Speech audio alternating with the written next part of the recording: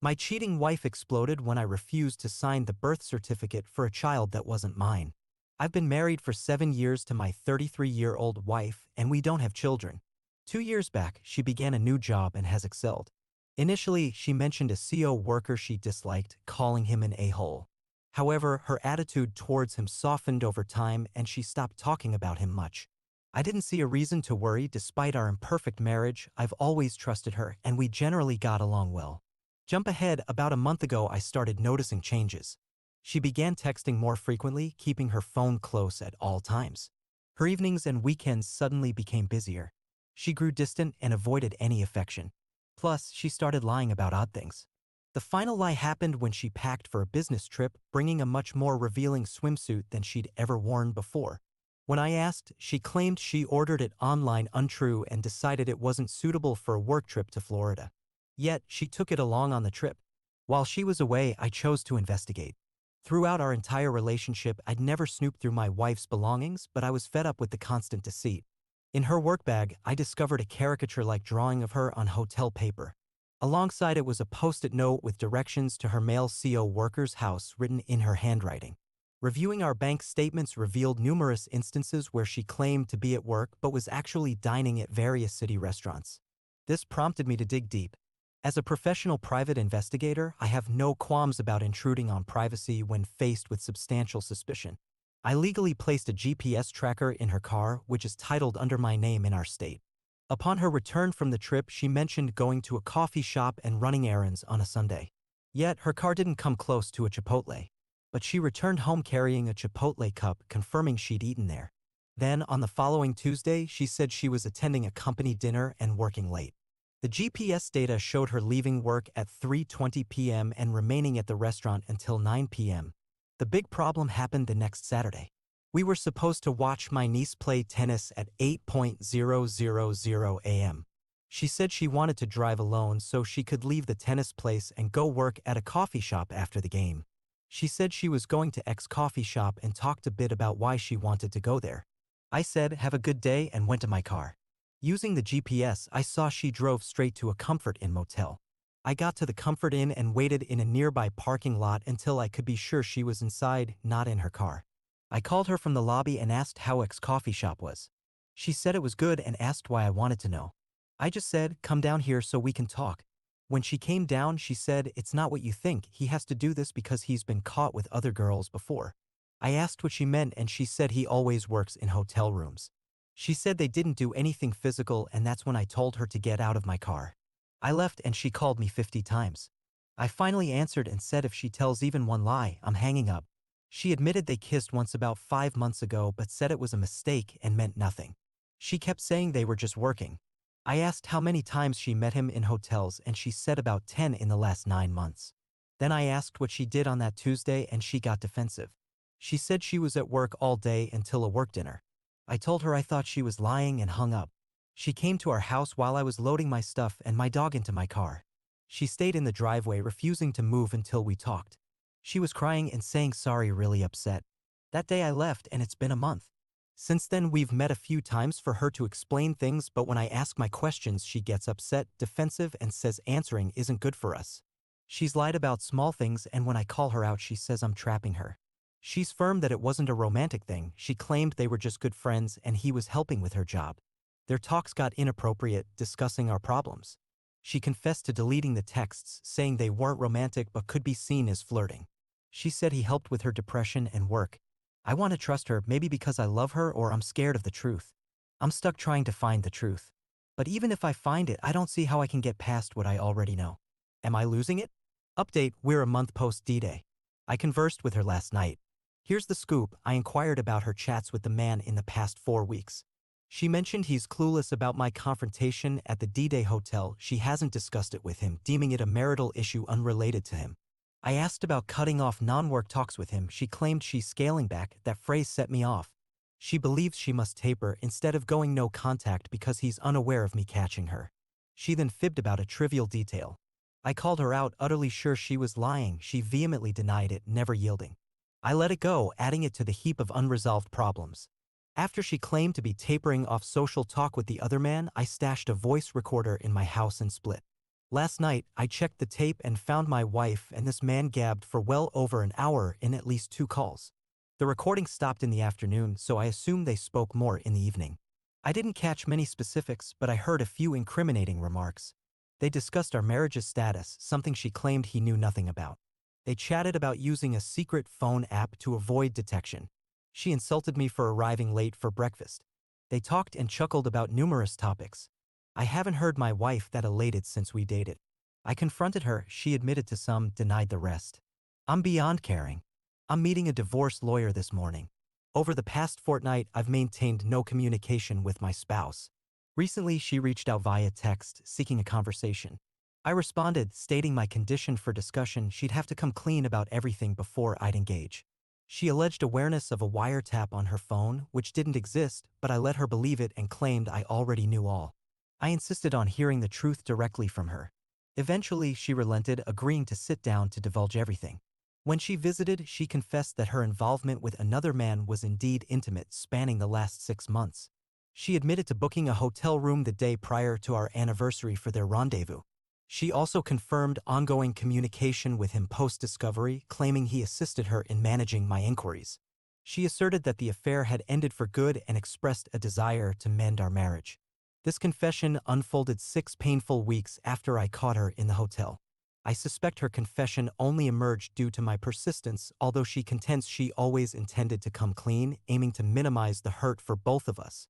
The damage accrued during those 6 weeks appears insurmountable. Update: we ended up divorcing. I took my time before making that decision, and in hindsight, I wish I hadn't waited as long. My ex-wife wanted to stay together, although her reasons were unclear to me. However, her continuous lies and gaslighting made reconciliation impossible. Going through the divorce has been the most challenging experience of my life. During my marriage, I was fully committed. I wasn't perfect, but I loved my wife wholeheartedly and envisioned a lifetime together. I was willing to do anything to make her happy, and I believe I made significant efforts on multiple occasions. Now that I've distanced myself from that relationship, I can see it for what it truly was: a narcissistic person draining the energy and goodness out of someone who cared. The marriage felt completely one-sided, with one person giving everything and the other taking even more than could be given.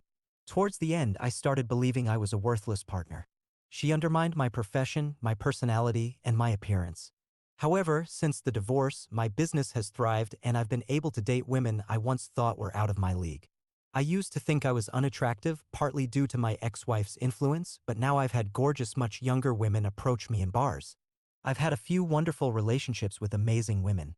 These relationships ended amicably due to compatibility issues, but they helped me see how terrible of a partner my ex-wife truly was. I have no contact with my ex anymore, and I rarely think about her. The divorce became contentious because she thought I was receiving too much of the money, even though I accepted less than 50% to ensure a smoother process without disrupting businesses and retirements. It's astounding that she could cheat on someone and then complain about the amount of money they're taking, even if it's less than half. This reinforced my belief that I made the right decision and needed to distance myself from this toxic situation as quickly as possible. I lost some friends during the divorce, but I'm not bothered by it. Most of them took my side, and I have no concern for those who didn't. They made it easy for me to let them go. The hardest part was losing my in-laws, as I genuinely cared about some of them. However, I understand their stance. I sent enough correspondence to my ex-wife's affair partner's wife to make it clear what had happened, and while she never responded, I respect her decision. For anyone going through this nightmare, here's some advice. Separate yourself from the situation to think clearly without being manipulated, seek professional help, surround yourself with friends and family, make healthy choices, stay active, limit substance use, and prioritize self-care. Listen to advice, but ultimately make your own decisions because it's your life. There were incredibly dark days after discovering the affair, but after the initial heartache, this period has been the time of my life. I find genuine happiness every day. If you're facing a similar situation and need advice from someone who's been through it, feel free to reach out. I'm here to help. Alright, that was a fun story. Now let's move on to another exciting one. Stay tuned and let's dive into story 2. Around a month ago, I discovered that both of my children were the results of affairs my soon-to-be ex-wife had. I had been harboring suspicions for a while that neither of them was biologically mine. 6 years ago, when my son was born, I experienced immense happiness. I had married my best friend, we had a child together, and everything seemed perfect. However, as he grew older, I started to have doubts about his parentage. He didn't resemble me, and the more he grew, the more apparent it became that he looked vastly different from what I would expect my child to look like. I didn't want to let mere appearances drive my suspicions, as I'm not a petty or paranoid person. It was my wife's behavior that raised alarm bells. Whenever she went out, her whereabouts didn't match her claims. She had unexplained gaps in her schedule, refused to let me interact with anyone from her workplace, and a close friend of hers accused her of flirting with their significant other at the time. The lies she spun started catching up with her, especially after our son's birth. Yet despite her deceitful nature, I still loved her, foolish as it may sound. Whenever one of her lies was exposed, she would assure me of her love for me. She had managed to convince me that despite her dishonesty and manipulation, she wasn't an unfaithful woman. Last year, she became pregnant again, and I clung to a glimmer of hope that the child might be mine. However, when our daughter was born, it was evident that she was multi-ethnic. I declined to sign the birth certificate, and the subsequent paternity test I requested confirmed my suspicions all along. Neither of them shared my biological connection. The day I received those test results was the day I initiated divorce proceedings against my unfaithful spouse and walked away from the family I had built. I understood that my departure would shatter her son's life as he witnessed me leaving. Despite my apprehensions, I had been the best father I could be to him, pouring all my love and effort into being the dad he deserved. However, now when I see him, I am overcome with repulsion. I am repulsed by my unfaithful wife, repulsed by my own lack of trust in my instincts, and repulsed that the last 6 years of my life have amounted to nothing. Multiple individuals have labeled me a monster for leaving my son in this manner. Since I moved out, my ex has repeatedly attempted to manipulate me into reconciling by using him as a bargaining chip. She has him call me at odd hours of the night, crying and pleading for his daddy to return. On the day I packed my belongings to move out, she paraded him into the room to demonstrate the damage I was causing. Both online and offline, every time he is mentioned, I am criticized and condemned. Despite the fact that I am not biologically related to the boy, I am his father. Regrettably, I have now come to realize that for most people my own feelings hold no significance. My parents are my sole supporters throughout this ordeal, while my own siblings brand me a reprehensible person for leaving a child in such a manner. My sense of betrayal and sorrow is disregarded because a child is involved. I understand it's not his fault. I know that the man he called his father for his entire life just walked away, but why am I expected to man up? Why should I pretend everything is fine and suppress my contempt for this entire situation? Why should I set aside my own life and emotions? I never truly was the boy's father, even though I loved him as one and still do. However, I would come to resent and despise him if I were forced to continue playing that role. I would loathe myself for not standing up and reclaiming my own life. He is not my child, and although it's not his fault, he is no longer my responsibility. I suppose sharing my personal issues achieved something. Nonetheless, I've noticed a few common questions, so I'll address them here. 1. Her son is aware of the truth behind my departure. I had a conversation with him, explaining that I am not his biological father and that his mother deceived me and was unfaithful. I made it clear that I harbor no ill feelings towards him, that he bears no responsibility for this situation, and that I will continue to think highly of him. 2. Some have suggested that I never truly cared for him, or that I was always searching for a way out. It's challenging to convey emotions in a text post like this, especially when overshadowed by strong animosity towards your unfaithful spouse. You're free to form your own opinions. 3. I have legal representation and I won't be obligated to pay child support or alimony. Finally, for those suggesting that I should remain in her son's life and continue as his father, that's not realistically feasible. I don't hold any animosity towards him, but I've been deceived, lied to, exploited by a selfish and deceitful individual who has now entangled her children in her web of lies. He is an innocent victim of her actions and bears no blame. However, it doesn't change the harsh reality we're confronted with. I don't hate him. I feel profound sadness when I think about his situation. Nevertheless, when I look at him, all I see is 6 years of deception, 6 years of being taken advantage of, and 6 long years of accumulated doubts and frustrations with a woman who used me. I can't simply set aside my resentment to try to be a part of his life, because the life I lived with him was nothing more than a facade crafted by his mother. This is the harsh reality I must grapple with, and I cannot, in good conscience, subject myself or him to any more of it. I've noticed numerous armchair lawyers in the comments suggesting that this post is fake due to the reasons I mentioned earlier. I won't disclose my current state of residence, but I am currently in the process of legally challenging paternity, known as the disestablishment of paternity. This won't silence the 90% of you who think Google makes you legal experts, but at least I've made an effort. Edit. This will be my final edit before I move on from this little distraction I created for myself. Firstly, I want to express my gratitude to everyone for their kind words, whether in the comments, DMs, or chat. You've brightened my day, which hasn't happened in a while. I wish I could respond to each of you, but I can't thank you enough. Secondly, I've noticed many people vehemently criticizing the words I use to describe my soon-to-be ex. I want to clarify that I'm currently in one of the darkest periods of my life. All I feel is intense anger towards the woman who has devastated my life. Is the language I used inappropriate? Is the word I chose to describe her degrading and offensive? Yes, I'll admit that. But I won't apologize for it. What I've written here today reflects the harsh reality I'm facing right now. It's an unfiltered outpouring of emotions from a flawed man. I don't aim to make people hate women or convey a misogynistic message about women being terrible. That's not my goal here, and it's not the message of this post. I understand why people take issue with the word I used, and I accept that as valid criticism of my actions today. I came here today to find an outlet for the situation I'm in, to vent, grieve, and cope with the complex and intense emotions that have consumed me for the past month, a place where I can speak my mind freely. And you know what? I achieved that today. It was surprisingly good, thanks to all of you. Alright, here is a third story. We were previously together when we were both 22, right after college. Initially, I was more of a friend to her until I asked her out when we both ended up working in the same city. We dated for 9 months, and during that time, I believed she was the one for me. However, she suddenly became distant without any apparent reason. She never wanted anything serious back then, with thoughts of pursuing her master's degree in the USA. On the other hand, I wanted a serious relationship, but she viewed it as neediness and felt I should be grateful for the opportunity. She was quite popular in college and very attractive, which made me feel insecure because, at the time, I was working on building my own confidence and believed I was becoming a desirable partner. We stayed in touch due to mutual friends. From what I observed between the ages of 23 and 27, she dated various men. When she was 27 to 28, I heard that her parents attempted to set up an arranged marriage for her, but none of those prospects worked out.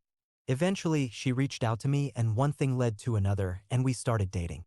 At the beginning, she asked me if I was seeking a serious relationship, and I told her I had never dated without serious intentions. However, I also mentioned that I wasn't an A to get married and suggested that if she felt pressured by her parents or any other reason to get married quickly, she should explore other options. We dated for 6 months, which were honestly some of the best months of my life. Our bed life was fantastic, and she was incredibly accommodating and sweet. She brought up the topic of marriage, but I expressed that I wasn't ready. Many of our friends had gone through divorces, which made me cautious. I wanted to be sure before taking such a big step. She accused me of lying about my intentions, but I showed her messages where I agreed to a serious relationship, just not one that was rushed. She argued that overall, we had been dating for over a year and that she was eager to settle down. After this conversation, things became distant between us.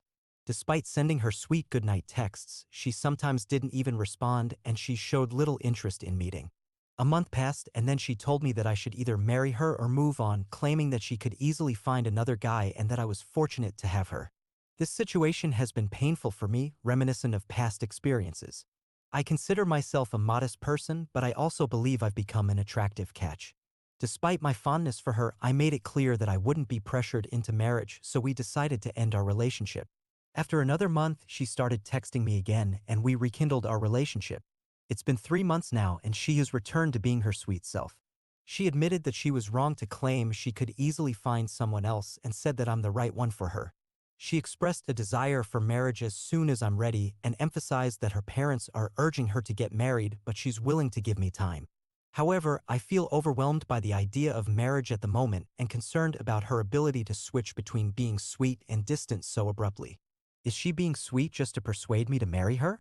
While I like her, I have a nagging feeling that this may not work well in the long run, and it seems like marriage is becoming more forced than natural.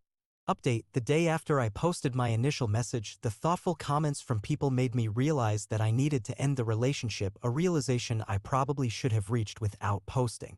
Last Saturday was quite chaotic, and I'm really grateful for the advice I received. I decided to break up with her, and now I feel like it was the obvious choice. I called her in the morning and explained that I couldn't handle the abrupt shifts between being cold and distant. I also told her that she should find someone who aligns with her timeline, and I didn't want to be pressured into marriage. I expressed that it hurt me when she believed she was better than me and out of my league. I want someone who treats me as an equal. I mentioned that I wanted to end things on good terms and wished her well. Her response was anger. She accused me of never loving her and targeted some of my insecurities, which I prefer not to share even anonymously. The conversation became heated, and although I tried to calm her down and end things amicably, she was insistent that I had wasted her time and wasn't a real man, leading to a bitter ending. Then she sends me a text expressing her desire to end things on better terms. She suggests that she'll come over so we can have a productive conversation about our relationship. When I see her in person, she looks more attractive than ever. We decide to have an open exchange of criticism. I acknowledge her criticism about prioritizing work too much. I also share with her how her comment about being able to find someone better hurt me, emphasizing that such thoughts shouldn't be present in any relationship. She admits her mistake and proceeds to shower me with numerous compliments, saying that I'm the best guy she's ever dated. She asks if there's anything she can do to fix things, and I respond that this relationship is beyond repair, but I'm glad we didn't leave things on a sour note. I make it clear that nothing will change my decision to end it. Surprisingly, she then tries to initiate an intimate encounter, something she had always rejected before, considering it disgusting. I find it even more enjoyable than our previous lovemaking. Afterward, she suggests I take until the next day to decide if it's truly over and assures me she'll do whatever it takes to make amends. I firmly state that it's over and I can't continue in a relationship where I have to threaten to end it to receive respect, love, and compromise. She starts crying and tells me that I've always been the one for her, the one she'd end up with. She reveals that some of her friends had shown interest in me over the years, but she kept it a secret because she wanted me in the end. Despite her persistent pleas for over an hour, I stand my ground and eventually she accepts the reality and leaves. Later, I receive a screenshot from a friend of an Instagram story she posted for her close friends. I was part of that list earlier this week, but clearly not anymore. It's a special list in green where you only share content with a select group of followers. The story essentially criticizes me for wasting her time, among other things. I decide to send her a final message before blocking her. I express my hope that everything goes well in her life and that we can go our separate ways. I feel liberated and look forward to finding a woman who treats me with kindness and loves me for who I am. Alright, here is a fourth story. It all began as a typical Wednesday. I wrapped up my work and headed over to my girlfriend's place to hang out after dinner. We've been in a relationship for about a year and a half. When I arrived at her house, she explained that she had plans to meet up with her best friend and that they wanted to go to another girl's house, someone they've only met a few times, to have some drinks. I wasn't thrilled about going to this other girl's house and suggested that we just spend some time at her best friend's place and then head back home since I had work in the morning. Besides, I find it more enjoyable to hang out with her best friend's boyfriend while they do their thing. So we went to her best friend's place where I was supposed to pick her up to go to the other girl's house. However, when we got there, she suggested that we stay at her best friend's place as I had originally proposed. I thought that was perfect and we hung out there for about an hour. I had a beer with her boyfriend because he offered it to me and I accepted to be polite. Generally, I try not to drink or do anything during the week, and if it were up to me, I'd be in bed by 11 p.m. Weekends are a different story when I'm not working. Anyways, the girls started taking vodka shots and were getting quite drunk. At this point, her friend mentioned wanting to leave and go somewhere else. I suggested that it was getting late and I wanted to head home soon, so we should stay put. She didn't argue, but this idea got stuck in my girlfriend's mind and now she was determined to go somewhere else. She called the girl whose house we were supposed to visit and told her we'd be coming over for a while. Initially, I said no, we shouldn't go there, and I needed to get to bed. It was nearly 11 p.m. by then. However, my girlfriend was insistent, so I foolishly decided to compromise. I said fine, we'll go, but only till 12 and then we're leaving. So we went to this place and it was just as I expected, a shabby, messy apartment with nowhere to sit and a bunch of random people I'd rather not be associated with. It was nearing 11:30 at this point and I thought, okay, it's not too long, I'll tough it out. The girls were doing their own thing, socializing with these other girls and continuing to drink. They ended up finishing a bottle of vodka and all these girls were getting very drunk. When 12 rolled around, I went to get my girlfriend and told her it was time to go. However, she pretty much ignored me and continued what she was doing, almost like a child who doesn't want to leave the playground. I kept reminding her every few minutes, saying, it's time to go, let's go, but with no luck whatsoever. So here I am, trying to get these two drunk girls to leave this place so I can head home. That's when things start to take a strange turn. I'm not exactly sure how it began, but suddenly my girlfriend, her friend, and these two other girls all go into the bedroom and close the door. I overheard them mentioning something about a foursome. I'm standing outside the room in the living room with some other guys, and we're all thinking what on earth is happening in there. I didn't want to just barge into the room to get my girlfriend, as this isn't my house and I have no idea what these girls might be up to in there. I texted my girlfriend but got no response. A few minutes passed and I could hear them talking to each other inside, so I wasn't too concerned at that point. At some moment one of the girls comes out of the room and I approach the door. I go in and get my girlfriend and express my discomfort about what's happening. This startled the other two girls and put an end to this supposed foursome. I tell my girlfriend once again, let's go. She agrees and asks me to leave the room so she and her friend can get dressed and then we'll leave. I wait for a few minutes but they're still not out. I walk to the door, open it, and there she is under the blankets on this not clean bed, receiving DJ from her best friend. I walk in saying something like, "That's gross, what are you doing?" Of course they immediately stop and at this point I'm trembling with shock. I tell her I'm leaving, put on my shoes, and I'm just unsure about what to do. Eventually I decide, whatever, I'll bring these drunk idiots home. So I return and tell them to gather their stuff so we can leave this bizarre place. Her friend apologizes to me and I'm at a loss for words. I basically remain silent and drop her friend off before taking my girlfriend home. When we get home, I try to talk with my girlfriend for a bit, but it's almost pointless as she's heavily intoxicated by this point. However, she realizes she did something wrong. Initially, she tries to excuse herself, claiming that I don't give her enough attention and don't engage in a particular activity that she enjoys. We argue for a bit and I think I manage to get some points across and then we head to bed. The next day, I explain everything to her. She and her friend thought I'd be okay with it because they are both girls. She also mentioned it was her friend who initiated it and she sort of went along with it, finding it very strange. I explained that I'm upset and that it feels like she cheated on me. While I'd probably be more upset if it were another guy, it still doesn't sit well with me. Now she's feeling very guilty about it.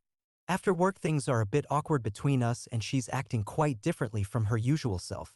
I'm quite uncertain about how to handle this situation. I understand that it's considered cheating regardless of whether it's with a guy or a girl. I also realized that if I hadn't walked into that room, I might never have found out about this. I told my girlfriend that I understand she might have thought it was okay because it was another girl, but I'm very uncomfortable with it. I made it clear that if something like this were to happen again, I would end the relationship. Do you think I'm being too forgiving in this situation?